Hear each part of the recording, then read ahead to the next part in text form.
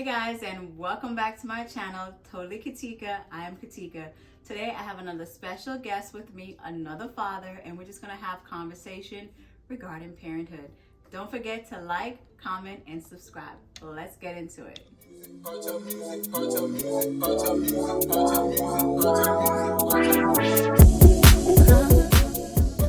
So welcome my special guest, Ronald.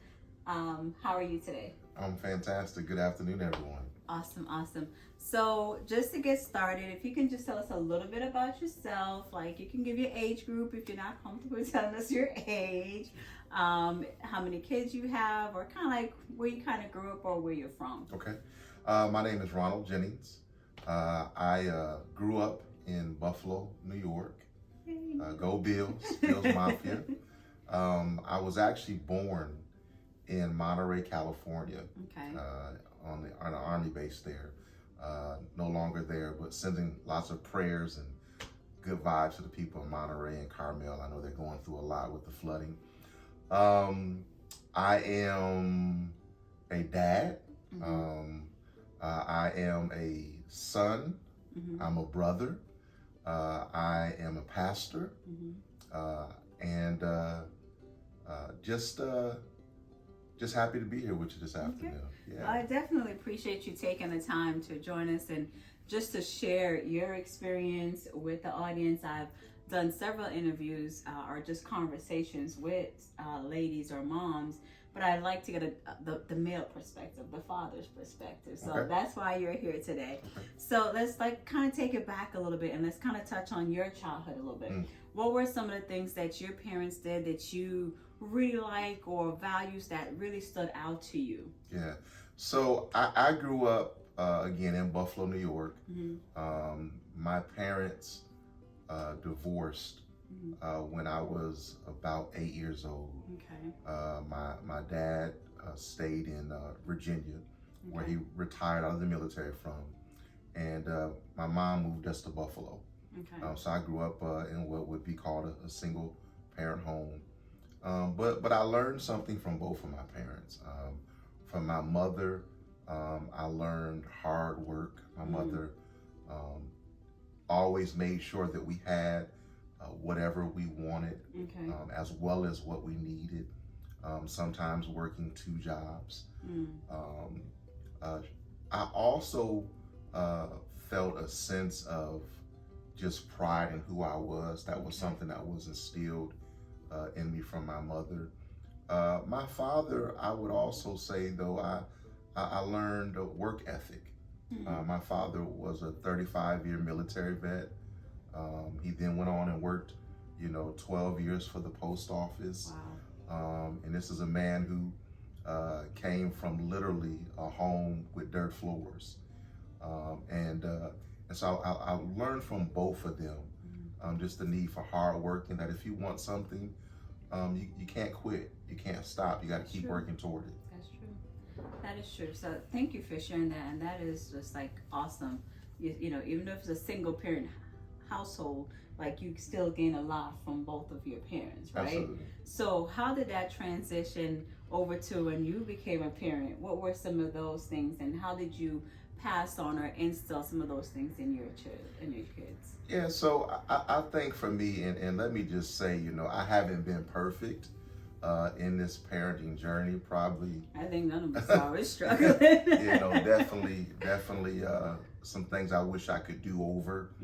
But I would say those same values are things that I've tried to instill in my children. Just again, you have to work toward things. You have to be committed to what you say you want, and then you have to make choices and decisions that align with what you say you want. Absolutely. And so that's kind of how I've passed that on. Definitely in terms of my conversations, I've tried to embody that again. Sometimes not always getting it right. But that's certainly what I'm striving to do. That you have to be resilient, you have to persevere, and if you fall down or get knocked down, you got to get back up and keep going. Absolutely. And that there's always something to be grateful for, and there's always a reason to keep going, and that's the people you love. Absolutely. And you said something, that we're not perfect, and we're all just trying to figure it out and get it right too, right? A lot of times we're like, if I can go back, I'll do this over again, or I've learned this. What is something that you would like to share that you can share that you're like, I would have done that a little bit different to change the outcome or make it better? Yeah. As it relates to my children, or Yes. I think for me, and I'll just be completely transparent and vulnerable. I am divorced, and one of the things that I would do over if I could is, even though my relationship didn't work out with my children's mother, I would have been more insistent on keeping that relationship where it should be, with my children. So as I was kind of working through my healing process as an individual, putting the priority on my children, particularly my daughter. So that's something I would definitely do over. I mean, life happens, and Right. sometimes, the two adults who, decide to come together and have children together, it doesn't work out. Yeah. But the children have to remain the priority. And if I could do that over again, that's something that I would definitely do better and be better at this time around. Yeah, definitely understand that. Just transparency, and I appreciate that. Being this is my second marriage. I was married to my daughter's father as well. Just the relationships or the friendship after doesn't necessarily work the way you like it to, but it can cause an impact on the kids more than anything else. Absolutely. So I think it's always important, if we just try and remember that it's truly not about us. It's really about making sure the kids are okay and maintaining a healthy relationship for the kids. We don't have to be the best of friends, but we can still maintain a healthy relationship so they can see that you can do it. Absolutely. As a parent, and you can still co-parent together. So again, thank you for that. So with that being said, like, what were some of your fears as like being a parent? So, I guess my biggest fear was being able to take care of this new thing. New thing. I mean, I remember, I tell this story, I remember I was in the Walmart Supercenter in Tulsa, Oklahoma. I remember it like it was today, 71st and South Lewis. I'd gone to get some formula for Imani. She was a newborn, and it was the day before payday.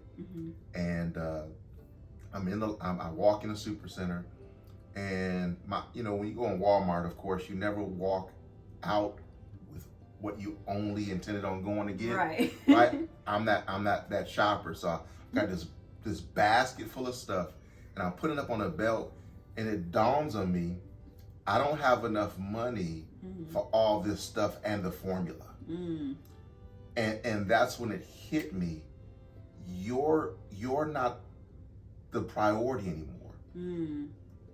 There's this little person that cannot feed herself, cannot care for herself, that you are now responsible for. Right. And the things that you want, the little knickknacks, that ain't important right now. You got to feed this baby. Right. So that was just, that was a big fear, just being able to, provide. And then I think all men, have this second one. I think just disappointing my children, or being seen in their eyes as a disappointment. Again, none of us are perfect, but every father wants to be their children's hero, whether we articulate that or not. And so disappointing them, and again, unfortunately, I know that I haven't been the most perfect individual. So that's something I'm kind of working on with my children. Again, full transparency right now, to kind of get over that hump. Yeah. And the fact that you still have life, you still have an opportunity, like you said, being able to work through that, I think it's amazing. None of us are perfect, you know, and I love that. But you're never going to stop trying to be better, or to correct some of those mistakes, or to just reach out, whatever that may look like. You're always trying, and I think that speaks volume. It's better than not trying, just giving up and just leaving them be, or you just like can be selfish, like you said. You realize that it was greater than you, and you had to put your selfish needs aside. You could just be like, I'm still just going to do whatever I want to do and just move on with life. So you know, you have a choice, and you're making a clear choice and decision to be there and to keep on trying. And I think that is just awesome. And I think that goes back and speak to kind of like some of the values your parents instilled with you. Always getting up, always trying, and just keeping it going. Absolutely. And I think the kids will see that, and over time they will understand. Yeah. And then they will, you know, hopefully do the same thing, not to quit, and just as long as you have breath, you're going to keep on trying to make it better. Absolutely. Yeah, that's well said. So when you think about being an adult and being a parent, you kind of touched on this as well. The fact that, man, it's greater than me. But what is something else you can say? Being an adult is just like this is hard. Yeah. You know, I'm 47. You know, I'm very proud of that, and I'm sure for some of your viewers, I'm still very young. You know, still got a lot of life to live. Yes.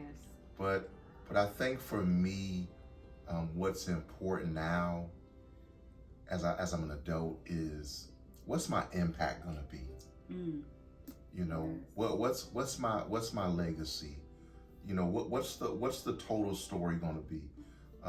You know, and that's kind of what I'm focused on now. Is okay. I've gone through what I hope to be the first half of my life, because I'm hoping to live to be 100. That's my hope. In fact, 104 to be exact. You know, so you on in heaven. You'll be a part of that cloud of witnesses. I got you. But you know, so now it's like, okay, you know, I've lived the first part of my life, made the mistakes, had the mishaps, choices, decisions. How can I learn from those? Right. To now be, again, the best father I can be moving forward. Hopefully sometime in the future, the best pop I can be. Okay. You know, again, the best son, the best brother, the best pastor, the best friend that I can be. So what's going to be my impact? What, you know, so that's really what consumes my thoughts at this point, is I'm constantly looking for ways in which I can make a difference, you know, in people's lives. You know, I say for our church, you know, we talk about how, you know, we want to be relevant, and that's individual for me, right? You know, if I disappear from the earth tomorrow, will anybody care? Will it matter? You know, I want to make an impact, a difference in this world, that when I'm gone, people notice. Absolutely. And you mentioned you have 2 kids, right? How old are they? 22 and 18. 18. Okay, 22 and 18. So you've gone through the teenage stage as well. I know it's a little bit different, but what would you say would be some of the challenges with raising kids, like your kids' age at the time versus when you were growing up for your parents? Yeah, so I think the biggest difference is, you know, when we were growing up, when I was growing up, and maybe it was just my mom was so focused on surviving, she didn't have a lot of time to worry about my feelings, and she gave directions, do this, do that. I've noticed now that we're much more acknowledging of our children's individuality, acknowledging their feelings, Right. their creativity, and all it's taking some adjustment, right? Because Yes. I'm old school because that's how I was raised. So, you do what I tell you to do as I say, Right. not as I do, that whole kind of thing. And now I've noticed with this new crop of young people and children, right? You have to talk. You got to give them an opportunity to talk and express themselves, and they you have to acknowledge their feelings, and that's just been an adjustment. And again, haven't always gotten that right. Yeah. With particularly with my son James, haven't always gotten that right. I'm trying to make him a man and build, and I'm doing that the way that it was done to me. And this new generation, So different. it doesn't always translate. Exactly. So that's been a big thing. I will agree. And excuse me, you touched on something one of the ladies mentioned before. Growing up, especially even in the Jamaican culture, I guess most cultures are different places anyway.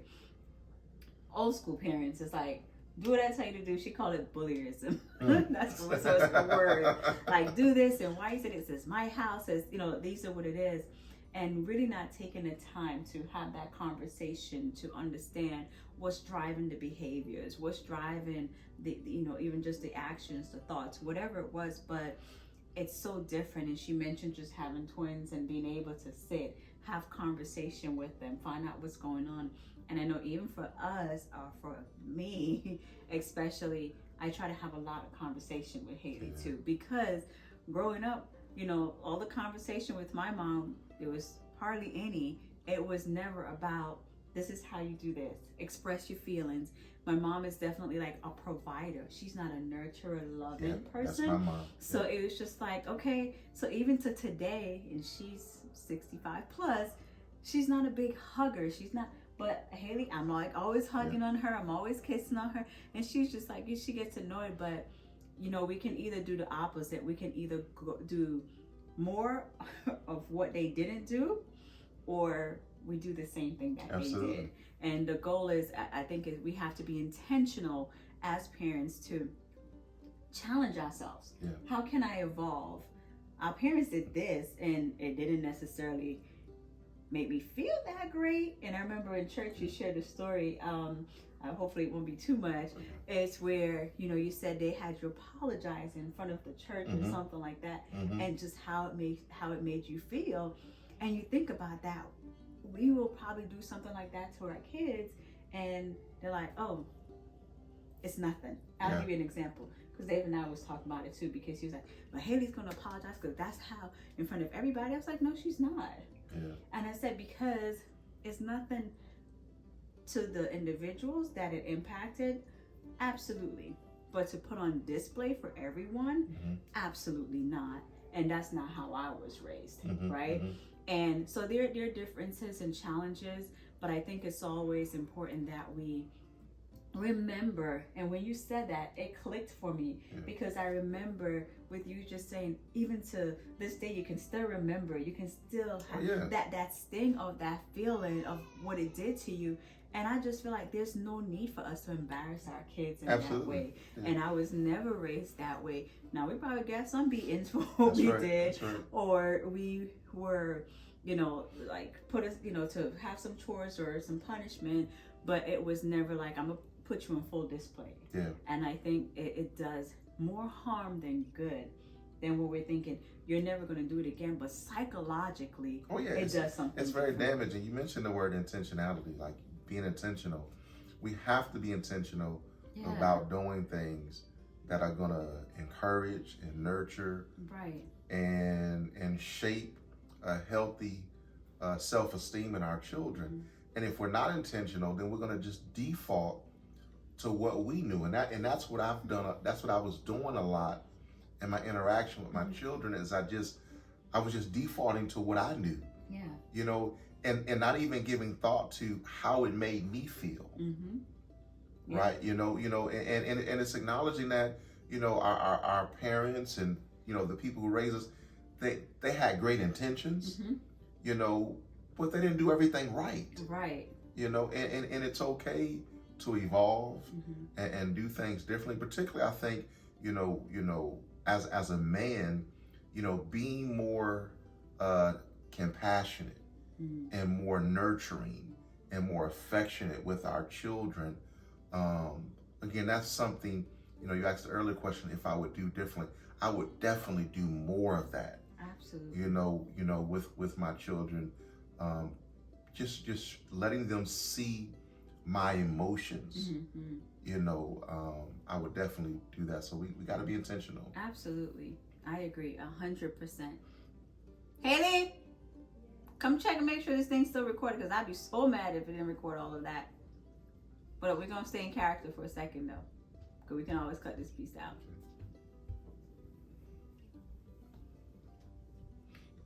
Come on, before we lose our momentum. It's definitely still recording. Yeah. Okay. So, we do have to be intentional. I realize that this generation, the younger generation, they are exposed to so much more. I was having this conversation with one of the ladies in my group, where back then, or when we were growing up, or you're a little bit older than I am. Just a little bit now. Just a little bit.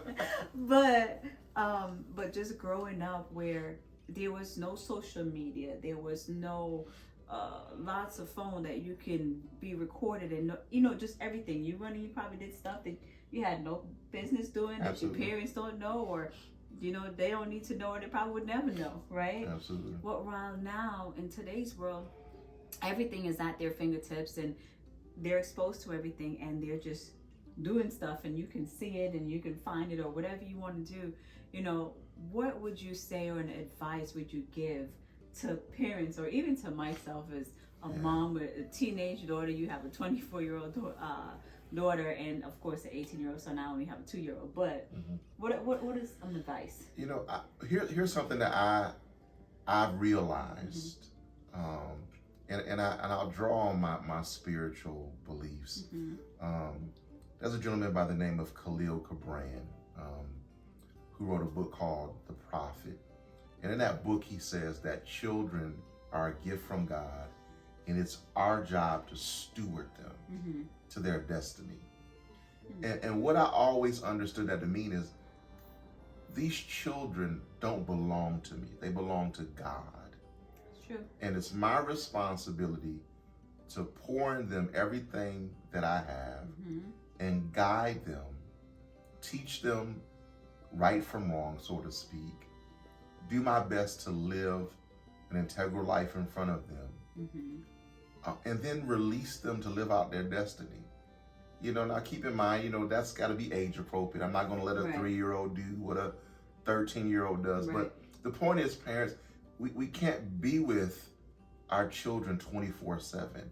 That's true. And I think you'll drive yourself crazy worrying about every little thing. You have to trust that what you're putting in them, they're going to get. Yes. And then believe that, again, you're in collaboration with God. So you do your part, and then God will do his part. So I don't get anxious about that kind of stuff like other people. Maybe I should more, but I just don't. I just really believe that if I do what I'm supposed to do, God's going to do his part. Yeah. And then my son, my daughter, then has to walk out their life, and I trust that process. The same way my mother and father and grandparents had to do, and the same way your parents had to. You got to trust that process. Yeah, I agree. Sometimes I think in today's world, which is everything, it's like, oh my gosh, and even last night, it can be overwhelming. I think sometimes as parents, for parents, right? And I remember just saying to David, sometimes with everything that our kids are going through, what they're doing, and just life in general, and the world that we're living in now, you can just do your best to support. You can just be your best to pour everything else into them, kind of like you said, and just trust that it's going to be okay. And if they fall and if they rise, you're still there to support as much as you can. Absolutely. And that's what it's about, because that's what it's going to give them, that that motivation, that drive to keep on going. So I think that is a key piece of it as well. And one of the things you mentioned before was just being vulnerable, crying, more emotions. Yeah. I think a lot of times as fathers, as dads, you guys, I told you, y'all have so much testosterone that y'all like, ugh. And I'm like, girls are different. Yeah. We are so different, and the need and the desires, you have to take a different approach, right? And it puts you in a place where now you have to try to be more vulnerable, try to have a little bit more emotion, more nurturing, especially towards the girls, because it's needed for them. Yeah. So that way they don't go out looking and seeking for it in any way, other shape or form. But I know that can be challenging as well. So what would you say to that? Yeah, so I definitely, I think that as a father, your daughter, at least you would hope, you're going to be her first love, right? So what you show her is how she's going to live out her life as it relates to men. And so, I can remember when Imani was very, very young, teaching her that, a man should open up your door, those kinds of things. But I do want to say this, definitely with girls, but I think in this day and age, it's so important that as men, we show our boys that same level I agree. of affection. I agree with that too. And again, that's where I dropped the ball. Just honestly with James, again, I was more the drill sergeant than the compassionate, nurturing, loving dad. I know he knows I love him, but I definitely, because of course at this point, it's not cool to hug your dad and kiss your dad and all that other stuff at 18, but I wish I would have had more of those moments with him. So that he would understand it's okay to express that as a man. And it's not there's nothing not masculine about that. Absolutely. And so we have to be definitely with our daughters as a man, but I would say in this world, even as equal, if not more so, with our sons, show affection and nurture and let them know that it's all right to show emotion and to be expressive, in ways that aren't violent or or overly aggressive. I agree. To communicate. So that's what I would say to that. I agree with that, and I'm so excited that you touched on that, because sometimes you will meet certain males or just men, and they're like, well, no, they don't show emotions like that, or they don't cry, or they don't do these things. But it goes such a long way just to be in tune with your emotions. It doesn't make you any less of a man. To me, I think it makes you more of a man, because you're more in tune with your emotions, where you are, and you're secure with yourself as well, right? And even to today, Brian is only 2. But sometimes I was saying to him, it's okay to cry, because I want him to know it's okay to cry. There's nothing wrong with it. And so he don't feel like, oh, I can't cry. And you have all this emotions, everything just bottled up inside, and expressing it in another way that may not be as healthy, right? So I think that is just as important. So I definitely appreciate you for touching on that. And it's just been such a pleasure just having you. We're going to wrap it up, because I know we've been talking a lot, and I want to make sure that you're always welcome to come back and just continue to have conversation as well. So we'll be able to, just share more, so more parents can relate, and, bring the fathers in, and even others who are not fathers as well will be able to gain some sort of insights, some sort of information that is beneficial, or that can help prepare them. And that's the reason for these conversations, so we can all learn from each other. We can say, let me look at it a different way, or I need to be more intentional, because I realize my parents parented like that. Doesn't mean that I have to. I can evolve, I can adjust. And it doesn't mean that your parents' values or what they instill in you is any less. They just did what they knew at that time, what they thought was best. But when you know better and you evolve and you know what that feels like, you now try to be greater.